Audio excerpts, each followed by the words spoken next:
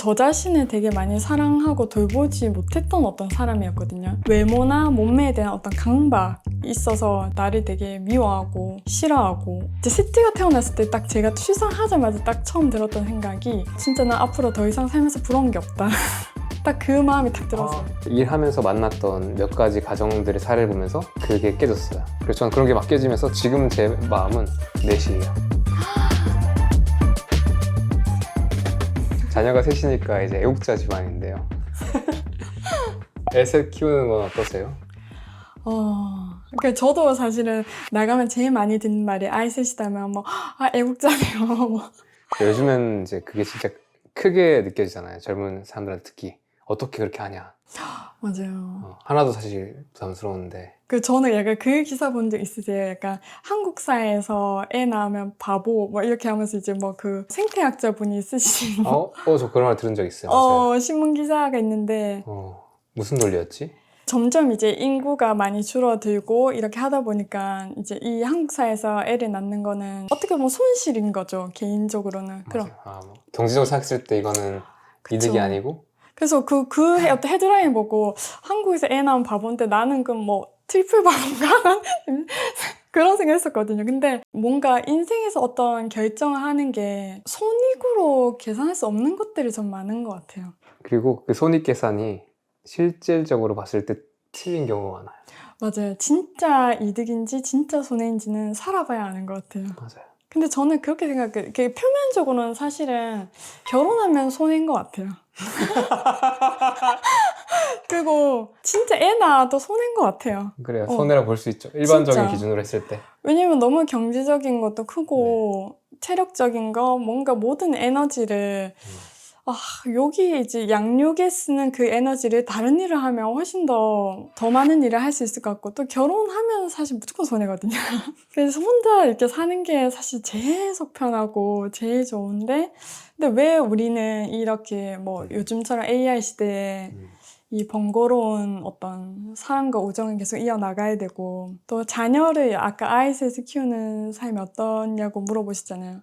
그냥 정말 육체적으로 그냥 고된 삶은 어쩔 수가 없어요. 그냥 이게 물리적인 것 자체가 하나를 키울 때랑 셋은 이제 뭔가 여러 가지로 이제 모든 것들이 다 3배씩 늘어나니까, 집안일부터 요리부터 뭐. 3배예요? 근데 아니면 더 커요? 아니면 더 작아요?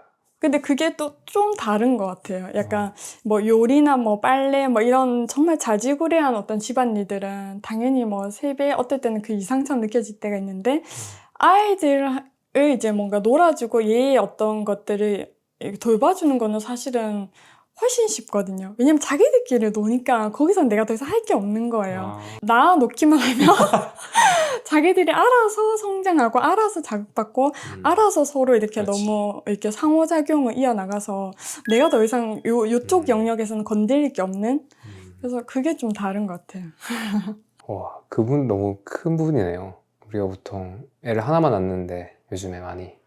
근데 사실 이게 애 둘만 있어도 사실 대화할 상대가 생기고 맞아요. 교류할 존재가 생기는 게 되게 큰 거구나. 맞아요. 그러니까 저는 이 셋이라는 숫자가 좋았던 것 같아요. 셋은 왜 좋아요? 그 이적 그 어머님도, 박혜란 작가님도 이제 아들 셋이 낳았잖아요. 그리고 그 아들 셋이 다 서울대에 보낸 걸로 되게 유명해지셨잖아요. 근데 그분의 책 읽었을 때도 다 아들인데 뭐 셋째는 뭐 딸 낳으려고 또 이제 뭐 가졌냐 이런 말이 너무 많이 들었대요. 그 작가님도. 근데 자기는 그런 게 아니라 나는 숫자 3이 좋아서 셋째가 뭐 성별과 관계없이 그냥 3명을 낳고 싶었다. 근데 저도 똑같은 어떤 마음이었거든요. 왜냐면 옛날에 그런 말 있었잖아. 사람이 길을 가다가 이제 3명만 만나도 이제 한 사회가 된다고. 그때부터는 둘까지는 이렇게 그냥 약간 집단 같은 느낌이지만, 가정 안에서 아이들끼리 서로 상호작용하면서 배워나갈 수 있는 것들이 되게 많지 않을까. 그게 둘일 때보다 셋일 때 더 좋지 않을까. 그런 생각이었던 것 같아요. 예를 들어서 2명일 때는 의견이 갈릴 때, 예를 들면 내가 이걸 주장하고 주장했을 때 그냥 존재할 수 있고, 3명일 때는 또 누군가 한 명이 바라봐 줄 수 있고. 저는 예전에 제가 영상에서 얘기한 적이 있는데, 저는 처음 일 시작할 때는 되게 오랜 세월 비혼주의자였거든요. 근데 일하면서 만났던 몇 가지 가정들의 사례를 보면서 그게 깨졌어요. 제가 비혼을 결정할 때 이유 중에 사실 하나는 아이들이 태어날 세상이 별로 좋지 않을 거라고 생각했어요. 근데 그걸 내가 너무 이기적 동기로 애를 세상에 내놓는 것 같다고 생각했어요. 그게 저는 사랑이라고 표현하지만 사실 그 애가 선택한 게 아니잖아요. 그게 저는 되게 불편했던 것 같아요. 그리고 세상이 너무 험하고 아름답지가 않고 너무 고통스러울 것 같아서 굳이 내가 대를 더 이어야 되나? 라는 생각이 들었던 것도 있고, 세 번째는 제가 이 일을 하면서 저라는 사람이 하는 일에 대한 위협이 있을 수 있다 생각했는데 저는 그걸 감당해도 괜찮은데 가족들한테 그게 가는 게 저는 좀 안 된다 생각했어요. 그래서 누가 갑자기 우리 애를 납치해버린다. 그럼 사실 저는 그래서 그냥 그걸로 일을 그만할 수 있는 거니까. 또 누군가가 저 때문에 예를 들어서 뭐 피해를 받거나 아이가 내가 잘못했는데 애가 피해를 받거나 오히려 내가 유명한데 그것 때문에 애가 뭔가 이상한 길로 빠져야 되거나 괜히 그러니까 그런 게 싫은 거죠. 그런 이상한 걱정들을 막 하던 세월이 길었는데 그러다가 이제 제가 만났던 한 가정이 예전에 홍콩투에 나왔던 제주도 가정, 닐스 영숙님 가정. 닐스 영숙, 수아, 유나가 있는 그 집을 보고 처음 이제 그 벽이 딱 깨지고, 또 다른 가정 중에 하나가 저는 수진님인 것 같아요. 아, 정말요? 다만 이런 비하인드 스토리가 있는지 몰랐지만 아, 저렇게 살 수 있으면 할 수 있겠다. 그리고 닐슨의 가족에서 제가 느꼈던 것 중에 하나는 그거거든요. 첫째 아이가 이제 좀 특별한 아이니까 그때는 너무 힘들었고 당연한 게 하나도 없고, 보통 육아도 힘든데 그러니까 더 힘들었는데 그게 다 선물이었고 그게 다 자기들한테 정말 의미가 엄청 큰 거였다. 그걸 보면서 완벽주의를 내려놨어요. 어떤 일이 있어도 그냥 헤쳐나갈 수 있겠다. 다만 배우자와 그게 가치관이 같고 서로 신뢰할 수 있고 의지할 수 있으면 되겠다는 생각이 드니까, 그래서 저는 그런 게 막 깨지면서 지금 제 마음은 넷이에요. 그래서 넷이라는 사회를 만들고 싶다는 말도 안 되는 어떤 지금은 그런 너무 느낌이 좋을 있어요. 것 같아요. 근데 셋보단 넷 더 좋을 것 같아요. 션 씨랑 그 부부가 그렇잖아요. 저는 그 느낌이 너무 이렇게 이제 알겠는 거예요. 옛날에는 그게 과하다 생각했거든요. 넷은 너무 유전자에 대한 집착이다. 이거 욕심이다 생각했는데 그렇게 집에서 사회가 만들어지는 게 그 가치가 있다는 생각이 들었어. 맞아요. 그리고 삶의 목표가 될 수도 있겠다, 그 자체가. 그러니까 삶에서 진짜 좋은 게 무엇인가를 경험해보는데 의외로 제가 예상하지 못했던 게 진짜 좋은 거였고, 제가 예상했던 거 또는 사람들이 말했던 거는 그렇게 저한테는 재미가 없었어요. 유명해지고 사람들이 알아보고 뭐 금전적인 뭔가 성과가 생기는 것들, 그거는 그냥 지나가요.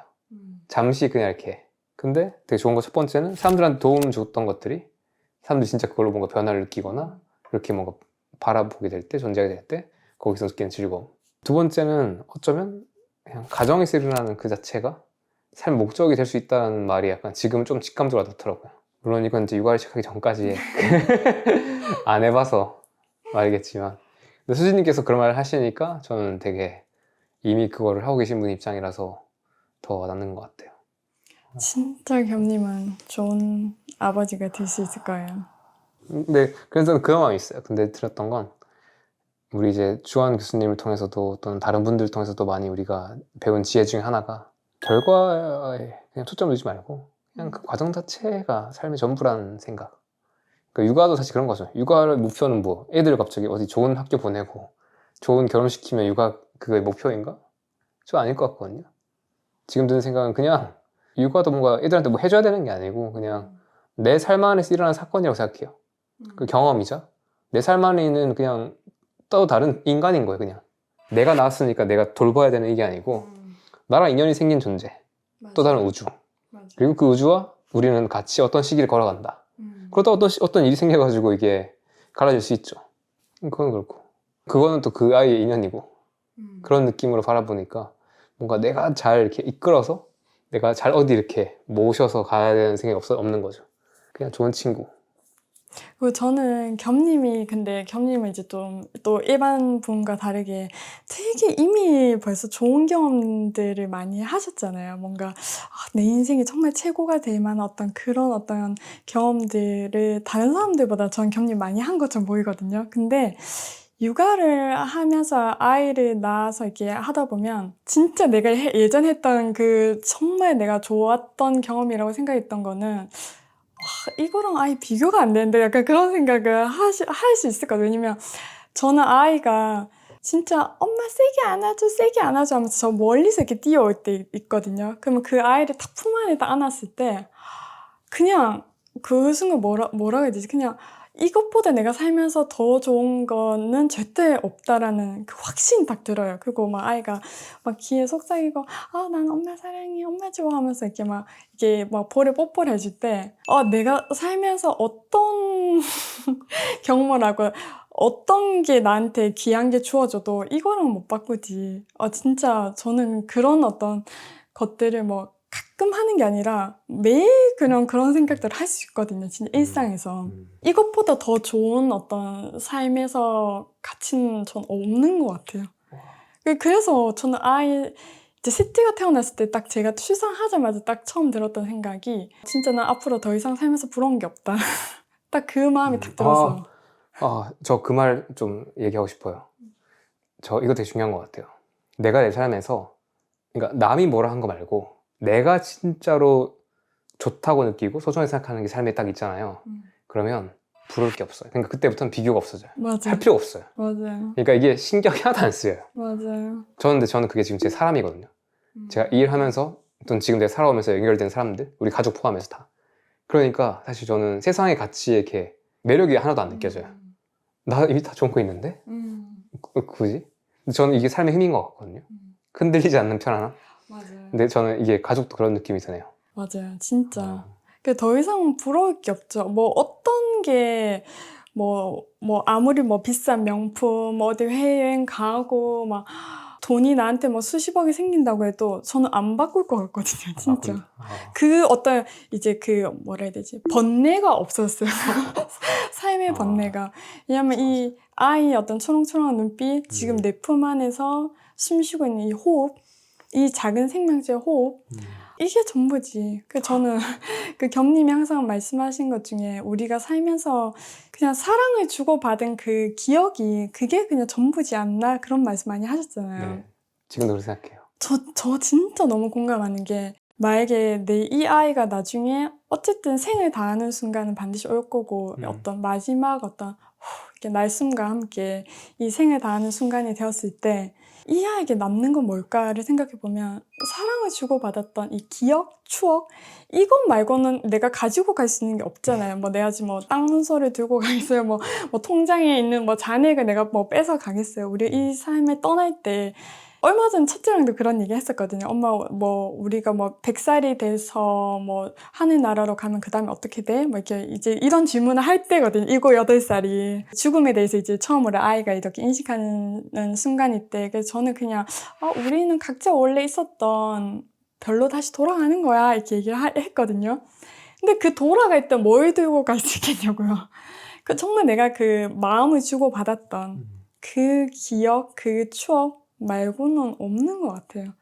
그래서 저는 아이들한테 그걸 제 살면서 알려주고 싶은 것 같아요. 이건 말고 없다. 더 살아보면 더 좋은 게 있을 거라고 생각하지만 저는 김정은 교수님이 하신 말 중에 제일 좋아하는 말이 이건 말고 뭐 없다. 너무 심플한데 진실이잖아요. 앞으로 너가 더 좋은 일이 생길 거라고 기대를 하고 오셨을 텐데 어떤 명상 클래스라던 무슨 어떤 큰 강연할 때 항상 하잖아요. 근데 없다 이거 말고 남편이 심지어 명상 리트리트 갔을 때도 김장 교수님이 첫날 오시자마자 그 말씀했대요. 이렇게 뭔가 큰 금액을 내고 이렇게 시간을 4박 5일씩 통치를 비워서 여기 오신 분들이 뭔가 대단히 이 리트릿을 하고 나면 뭔가 크게 달라질 거를 기대하고 오시는데 없다고. 이게 지금 이 순간 이게 다라고. 근데 저는 진짜 그게 정말 맞는 것 같아요. 그래서 우리가 사랑했던 모든 것들은 다 지나가잖아요, 항상. 그렇죠. 그래서 저는 이 순간이 너무 소중한 것 같아요. 지금 이렇게 서로 마음을 주고받는 이런 순간. 그 가치를 참 많이 알게 된 것 같아요. 육아를 하면서.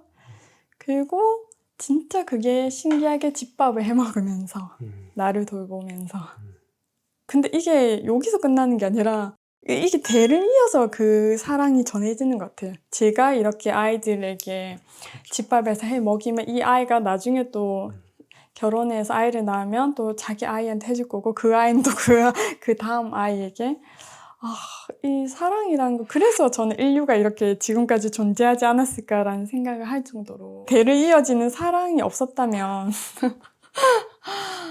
우리가 지금 존재할 수 있었을까? 그런 생각마저 해요. 그래서 저는 또 김정은 교수님 말 중에 너무 좋은 말이 이 한 사람의 지금 내 눈앞에 있는 이 한 사람의 눈동자에는 그 뒤에 10,000명이 있다. 10,000명이 있다고 했나? 맞나요? 정확한 게? 그래서 엄청난 사람이 있는 거다. 지금 단순히 내 앞에 이 한 사람이 있는 게 아니다. 그 사람이 알고 있는 그 가족, 그 가족에 알고 있는 사람들, 그 쫙 줄을 세어보면 몇억 명이 있는 거다. 그러니까 어떻게 보면 이제 이 한 사람 뒤에 전 세계의 사람이 있는 거다. 그래서 내 눈앞에 있는 이 한 사람을 존중하지 않을 수 없다. 그 존중을 가르칠 때 김정일 교수님 하신 말씀 중에 그래서 이 내 눈앞에 있는 한 사람에게 정말 경의를 가지는 마음으로 존중해야 된다. 근데 저는 그 말이 진짜 그 배웠던 존중 중에 가장 크게 와닿았던 존중의 마음이었던 것 같아요. 눈동자 얘기해서 생각나는데 CBC 클래스 오셨잖아요. 오픈 클래스. 저는 그날 네. 없었는데 맞아요. 어땠어요? 전 진짜 너무 태어나서 처음 어떻게 느껴본 어떤 감정을 느꼈던 것 같아요, 그날. 저는 저 자신을 되게 많이 사랑하고 돌보지 못했던 어떤 사람이었거든요. 지금 생각해보면 아주 어렸을 때부터 그리고 20대 내내 그랬던 것 같아요. 근데 k게 이것도 약간 그 톡식 컬처 중에 하나예요. 이 한국 사회에서 여자로서 살면서 이런 외모나 몸매에 대한 어떤 강박이 있어서 진짜 그런 이제 흔한 여자 중에 하나였는데 50kg이면서 45kg가 되지 못해서 슬퍼하는 말도 안 되는 거거든요, 진짜.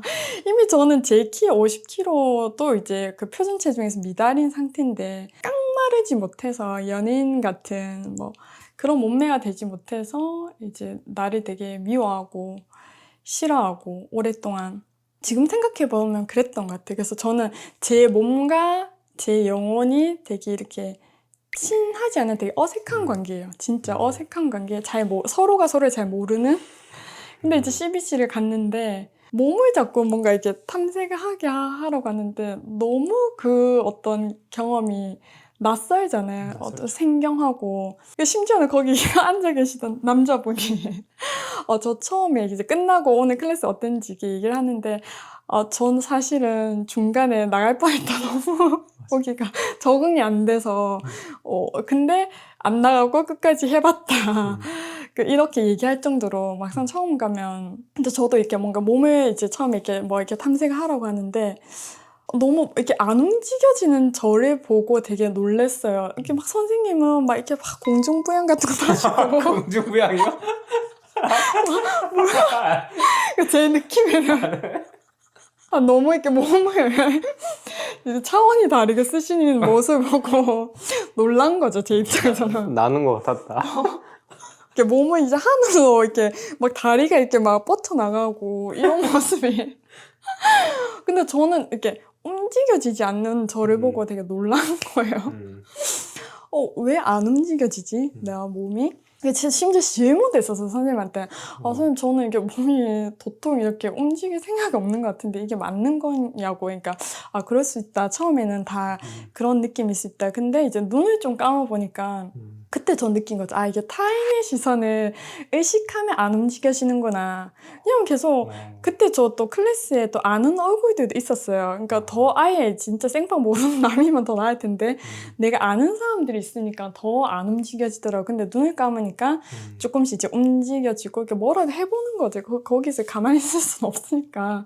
근데 너무 어색하고 막 낯설고 그러다가 이제 돌아가면서 이 클래스 어떻게 오게 됐냐. 근데 그때 그 클래스가 겸님 소개로 오신 분들이 되게 많았고 우리 그 채널의 구독자분이 거의 진짜 한 80% 이상이었던 것 같아요. 다 겸님에게 소개를 해주셔서 이제 왔는데 그래서 몸에 대해서 알고 싶다. 그 연령대도 되게 다양했고 남성분도 있었고 한데 이제 제 차례가 됐어요. 여기 어떻게 오게 됐냐 하는데 제가 아까 얘기했듯이 저는 20대 내내 돌이켜보면 제 몸을 되게 싫어했었다. 그런 외모랑 몸매에 대한 어떤 강박으로. 근데 이제 나는 이제 내 몸을 돌보면서 내 몸에 대해서 알아가고 싶다. 탐구하고 싶다. 좀 이제 내 몸을 사랑하고 싶다라고 얘기를 하는데 그 말을 하자마자 마음 밑에서 뭔가 이렇게 탁 울컥하면서 눈물이 차더라고요. 예상하지 못했던 순간이거든. 내가 거기서 지금 눈물이 차오를 거라는 거. 근데 뭔가 그때 저는 그런 느낌이었던 것 같아요. 몸이 이제서야 너가 나를 알아주는 거야?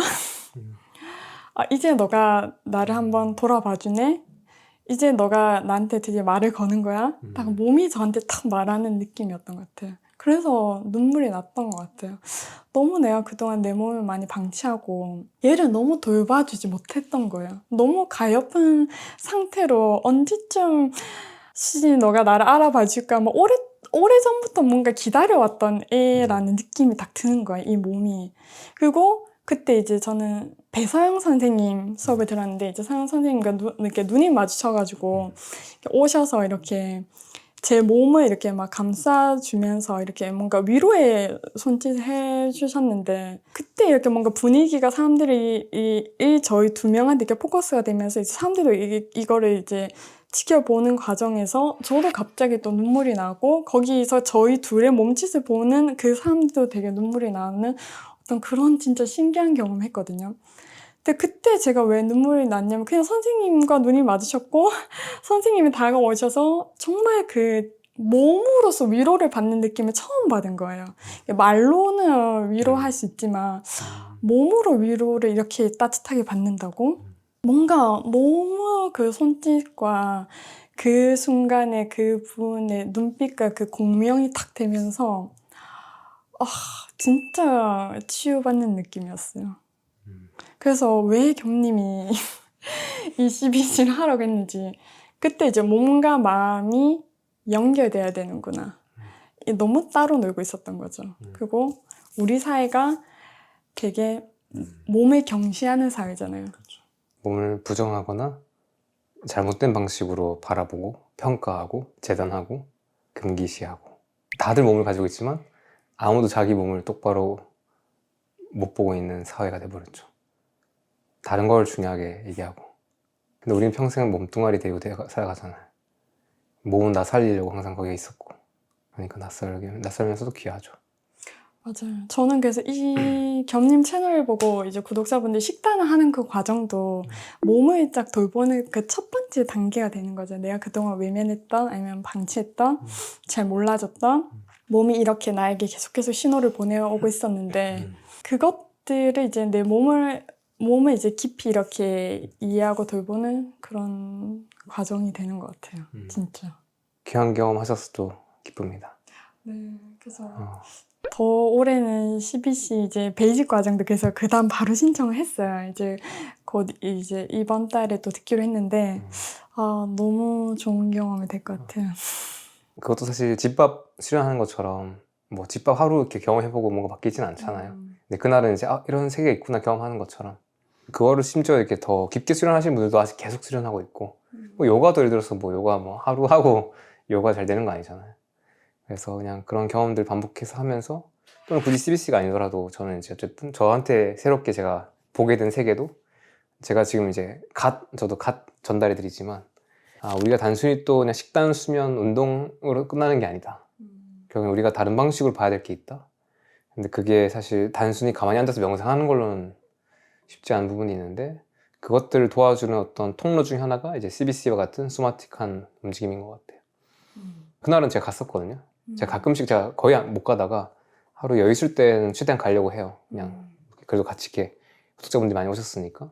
근데 그날은 한 분이 오셨는데 오자마자 처음에 약간 이제 본인 그 트라우마 사건이 되게 있었어가지고 그것 때문에 한 10년 정도 되게 고생하셨다고 하시더라고요. 그분이 끝나고 이제 가시면서 얘기했던 게 어떤 사건이 있었는데 그 사건 이후로 전과 후가 되게 달라졌고 그 전에 과거의 자신과 되게 단절돼 있었는데 이 CBC 하면서 너무 오랜만에 과거의 자신을 다시 만났다. 그래서 고맙다 이렇게 메시지 주셨더라고요. 그렇습니다. 그냥 한번 보시는 분들한테도 뭔가 저는 조금 더 영감이 됐으면 좋겠어서 왜냐면 이게 그런 것 같아요. 건강 습관이라는 게 어떤 분들은 식단을 통해서 이제 다른 것들로 연결되기도 하는 것 같아요. 식단 하다 보니까 몸에 힘이 생기고 자존감이 올라가고 활력이 생겨서 갑자기 이제 운동도 하게 되고 러닝하게 되고 그러면서 또 러닝하다가 또 뭐 더 하게 되는 사람도 있고 잠을 똑바로 자다가 뭔가 또 힘이 생기니까 하는 분도 있고 나는 식단은 못 하겠는데 운동을 할 수 있어서 운동하는데 운동하니까 이제 또 이제 식단하고 싶잖아요. 근데 어떤 분은 또 반대로 그런 걸 수 있는 거지. 그런 식으로 그 뭔가 사람과 사람이 진짜 연결되는 느낌이나 존중받는 느낌 받아보고 편안하게 내 문제 아니었구나 이거. 그러니까 이게 나만 겪는 거 아니었고 나 혼자 뭐가 문제가 아니었고 그냥 올레길 해서 우리가 힘든 거였구나. 그러면서 그냥 따뜻한 사람들 속에서 있으면 나 괜찮구나. 그러면서 어떻게 하지? 이런 것들 몸으로 감각해보면 또 그 힘이 있지 않을까? 그래서 또 마음을 열고 한번 많이 와보세요. 음. 저도 되게 많은 거 보고 있고.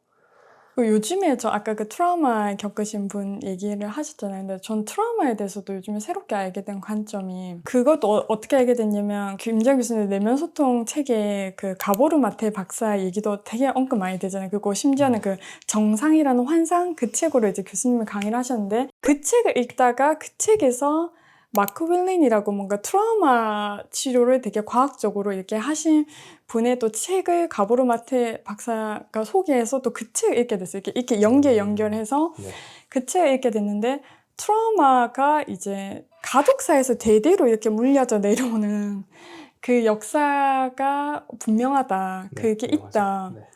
그래서 저는 그게 너무 흥미로운 관점이었고 그게 그 로버트 셰퍼스키의 행동 알았을 때처럼 와, 이 남편을 이해를 하는 과정이 이제 부부가 서로 이제 뭐 한 침대에 누워있을 때 제 그 그림 중에 부부 성인 두 명이 누워있는 게 아니라 성인의 그 안에 이제 내면 아이라고 하잖아요. 다 어린 시절에 아직 자라지 못했던 그 아이 두 명과 같이 있는 거다라고 하는데 저는 거기서 넘어서 그 조부모 뭐 부모 그 가족사랑 다 같이 나란히 존재하는 것 같아요. 진짜다. 그리고 저희 진짜 또 저희 나라의 역사 자체가 되게 식민지도 겪었고 6.25 전쟁도 겪었고 그 어떤 그 한 사회의 어떤 그 트라우마가 없을 수가 없거든요. 그렇죠. 그래서 우리 진짜 대한민국에서 약간 그런 얘기를 하잖아요. 그 뭐 호구 포비아가 있다면서 뭔가 누구에게 호구로 보이고 싶지 않아 하잖아요.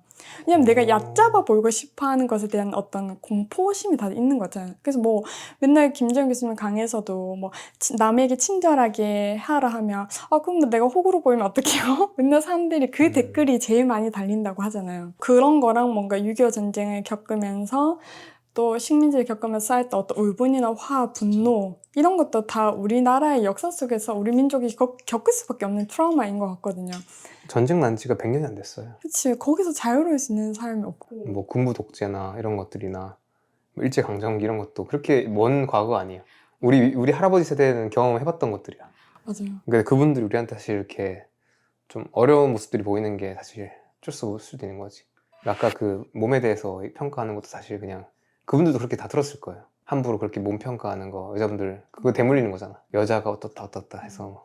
그래서 저는 그 관점도 너무 새로웠던 거예요. 심지어 저희 친할아버지도 6.25 전쟁에 참전하셨다가 그때 어떤 일을 겪으셨는지 모르겠는데 돌아오셔서 약간 정신적으로 약간 조현병 같은 게 오셨나 봐요. 너무 그 전쟁 후유증으로. 그래서 49인가 되게 이른 나이에 되게 돌아가시게 됐었어요. 근데 이제 전쟁 끝나고부터 그 돌아가실 때까지도 이제 정신적인 어떤 질환이 계속 있었던 거죠. 그 어떤 전쟁에 대한 트라우마 유전으로.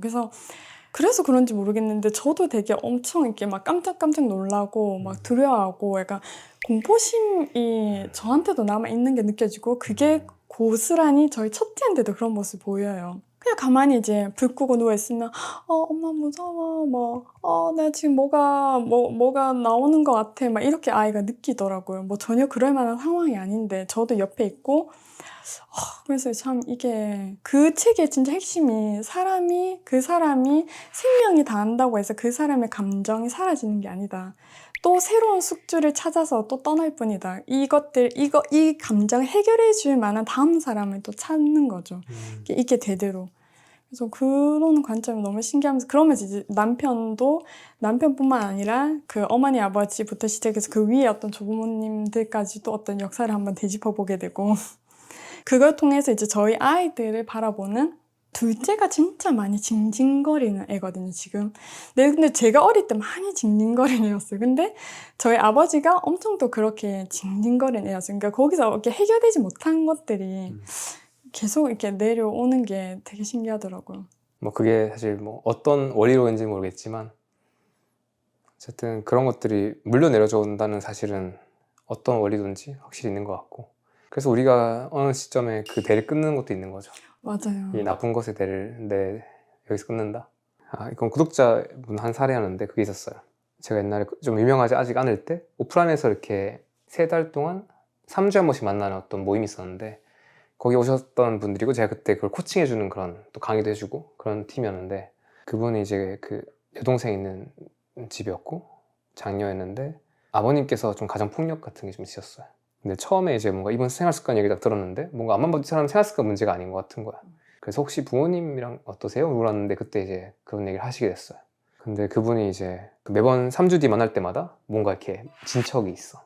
그동안은 평생 아버지한테 뭔가 엄마와 또는 여동생을 뭐 지켜야 된다거나 뭔가 피해받는 것들 막고 이런 생존에 뭔가 모두를 살아오셨고 분노가 많았고 그랬는데 어느 순간부터 갑자기 관점을 바뀌기 시작하고 아빠를 사랑해봐야겠다, 이해해봐야겠다라는 관점을 시작하시면서 마지막 모임 때 이제 지난 또 후기를 3주 후기 들려주시는데 그날 이제 다 울었어요, 고객님들. 근데 이제 아빠한테 사랑을 표현하고 더 챙겨주고 그리고 어느 순간 자기가 그 동생을 바라보게 됐대요. 자기도 산다고 급해서 나만 생각했는데 동생이 얼마나 힘들었을까라는 생각이 들었던 거야. 그래서 그분이 동생한테 한번 안고 있자 이렇게 했나? 뭐 그렇게 딸이 동생을 챙겨줬는데 동생이 뭔가 이런 사랑 처음 받아봐 이렇게 했거나 아니면 동생이 그 언니한테 언니 고마워 하면서 언니가 우리 집에 있는 그거를 끊어준 것 같아 이렇게 얘기했던 말이 생각나. 근데 그건 한 사람의 결단이거든. 맞아요. 그래서 어쩌면 우리가 이제 건강 채널이잖아요.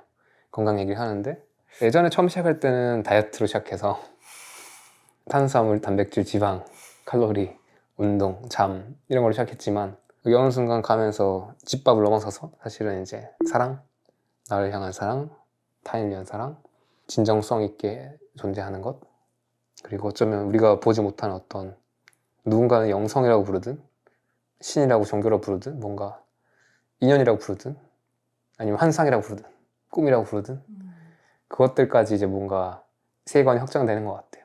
그래서 아까 남편분이랑 처음 얘기했던 것처럼 대화 명상 그런 관점으로 이제 다른 것들 다 보게 되니까 삶에서 좀 걸리는 게 없어지는 것 같아요. 여전히 저는 한낱 개인이기 때문에 저희가 가지고 있는 어떤 에고가 있고 그것이 만들어내는 어떤 불편함들이 있거든요. 올라올 때도 있고 아닐 때도 있고 그게 되게 희미해지는 느낌이 있어요. 갈수록 그 에고의 어떤 이런 의미 없어지고 그냥 이렇게 눈 약간 흐리멍텅한 느낌 있잖아요. 아, 그게 진짜 제일 좋은 상태가 잖아요. 김정희 씨. 이렇게 막 눈 똑바로 뜨고 이렇게 막 이렇게 있는 상태가 제일 바보라고. 이렇게 촥 이렇게 내려놓는 마음. 이게 맡기는 마음. 그게 되면 참 좋은 것 같아요. 주황 교수님 사실 실제로 만나고 있으면 이렇게 진짜 도인 같지 않으세요? 아니죠. 주황 교수님은 더 어린아이 같아요. 아, 더 열린 마음으로. 그래서 제가 하는 이야기도 되게 그냥 열린 마음으로 되게 들으시고. 그래서 옛날에 제가 항상 쌀사 처음에 할 때 그때 주황 교수님 쌀사 얘기하니까 그래서 주황 교수님 웃었잖아요. 쌀사 배우러.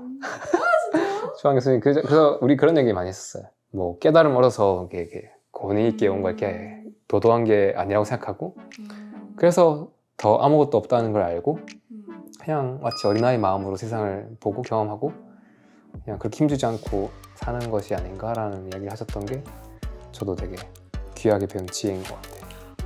실제 그래요. 진짜 나이가 들수록 그렇게 순수해질 수 있는 게 참 좋은 것 같아요. 그게 힘에서 나오는 거잖아요. 그쵸. 그게 힘이 있어 건강해서 나오는 것 같아요.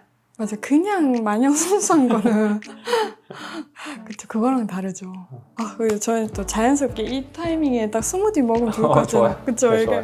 자, 이거는 이제 라이브리 스무디죠. 아, 맞아요. 이거 진짜 라이블리 스무디 중에서 제일 색감이 예쁘고 너무 맛있는 루비 스무디. 이게 비트랑 청경채랑 배추랑 이렇게 애호박. 근데 저는 이 버전이 애들도 진짜 너무 잘 먹어요. 이 단맛은 그냥 나는 거예요? 알로스 하나도 안 넣고 그냥 원물에다가 레몬즙만 넣은 딱 그 상태예요. 너무 상큼하죠. 전 진짜 이 라이블리 스무디 먹으면서